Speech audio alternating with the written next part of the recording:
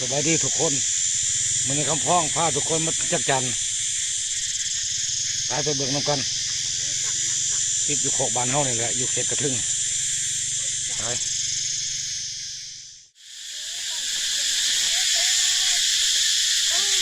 มาพอกันอยู่กลางป่าจักจันนี่จะบานเดียวกันเบิดนี่ ลายเด้อพี่น้องเอ้ยมันจะจักจันมันนี่ที่จะคน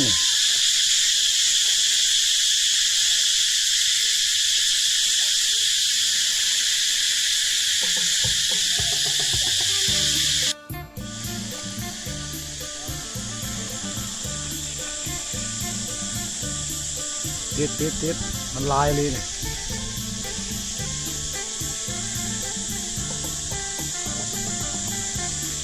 ลายพี่น้องเลยจักจัน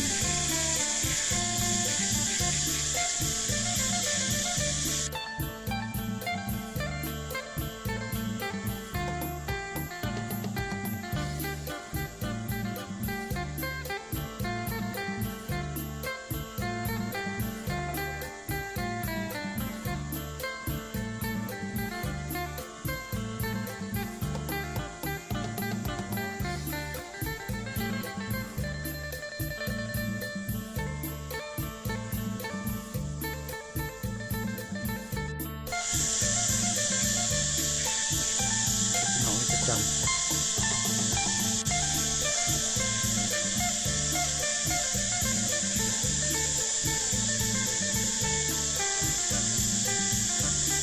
โอ้บ่ได้จ้ะ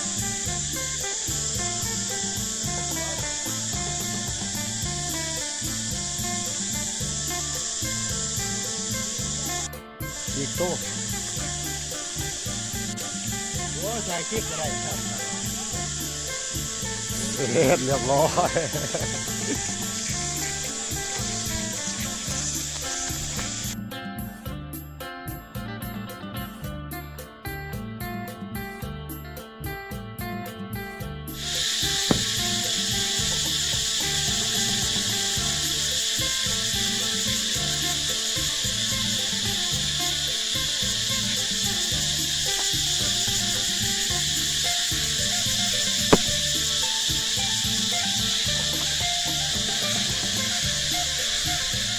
จักจันพี่น้องเลย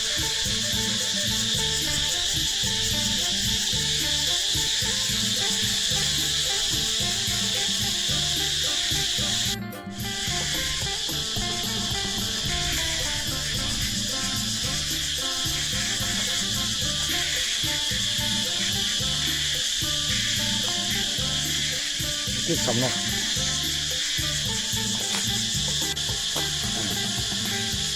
ว่า3 กลุ่ม 4 กลุ่มพอกันอยู่โขกนี่เนาะ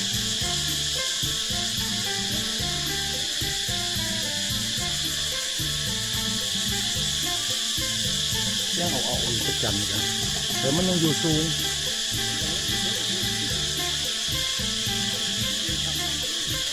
มันหอนมันลงอยู่น้ำหมใหม่อ่อน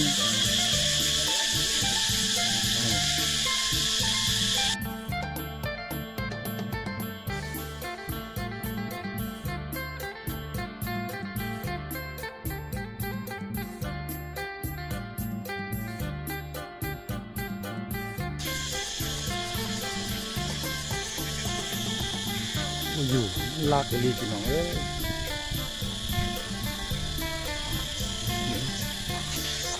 จักจันร้ายแต่มันยังรัก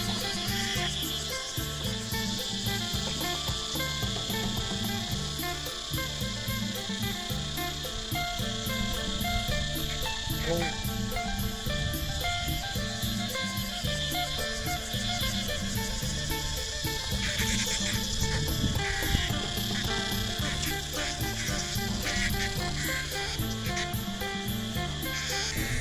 มันอีกพี่น้องเลยนี่ใหญ่บอลลูบอเช็ด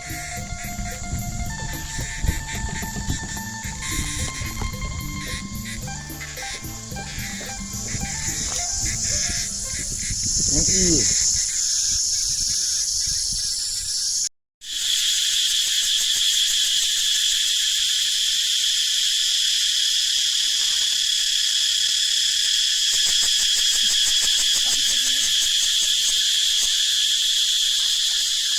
ลายพี่น้องก็อยู่ดงกระไรจักจังนั่นอี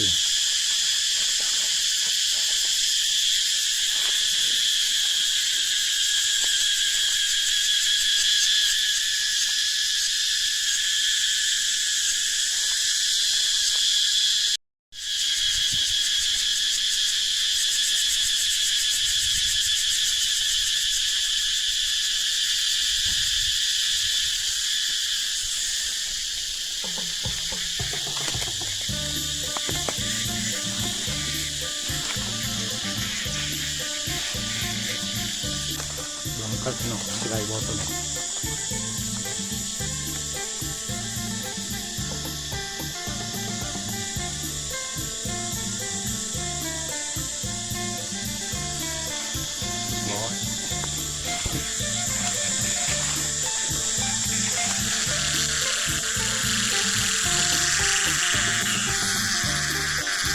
กันตัวผู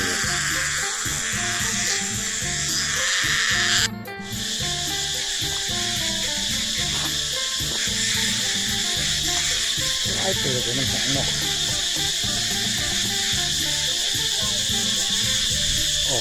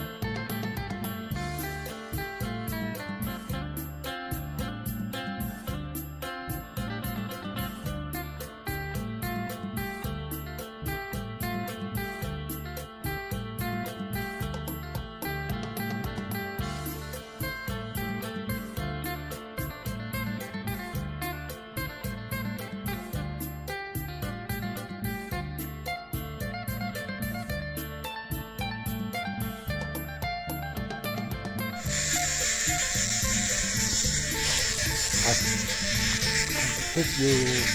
ในโน่นติดเบื้องในโน่นเป็นโน่นคู่เนาะ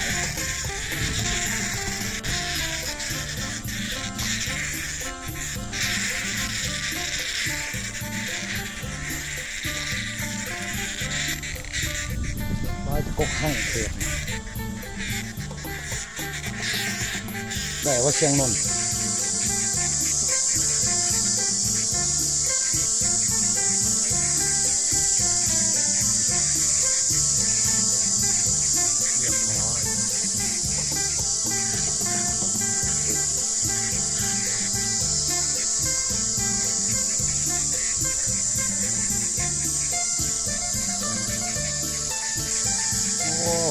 เก่ง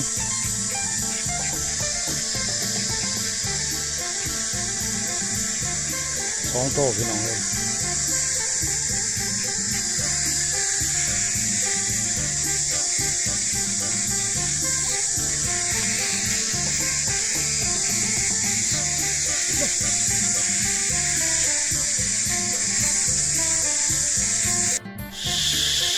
โอ้บอลนี้มันไล่ขนาดพี่น้องเลยมันโอ้มันกำลังใบหนึ่งโม่เสียงห้องขับขีดเลย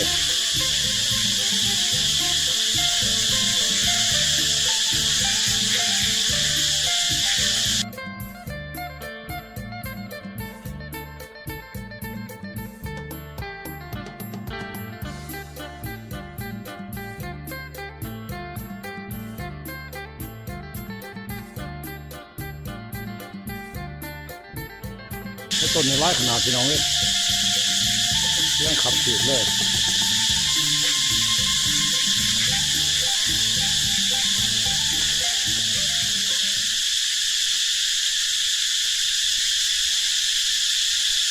บ่ได้โฟโต้นะเว้ย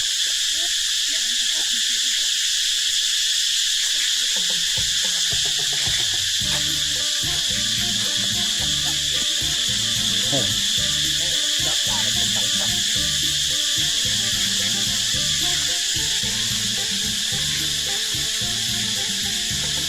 มมันดีสุดเลย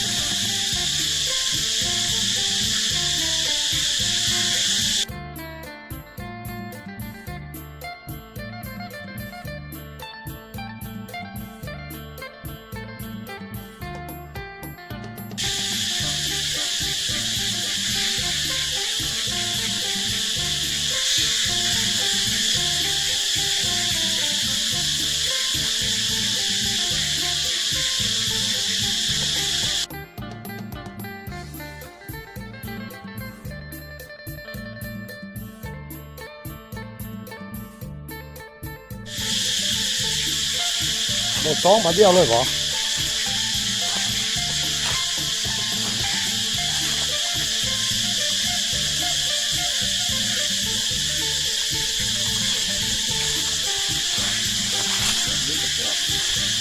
เฮ้ยบอกโอเคนะโอ้กับผม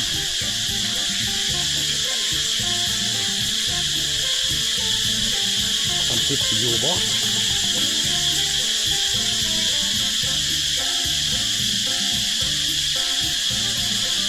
อยู่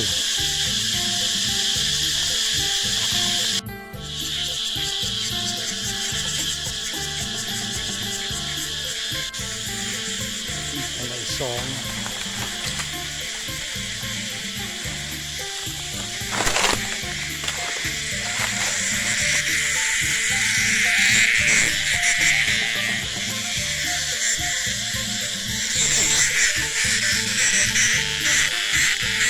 น้อยจะเต็มเลยแบบลอยปันไดรวมยอด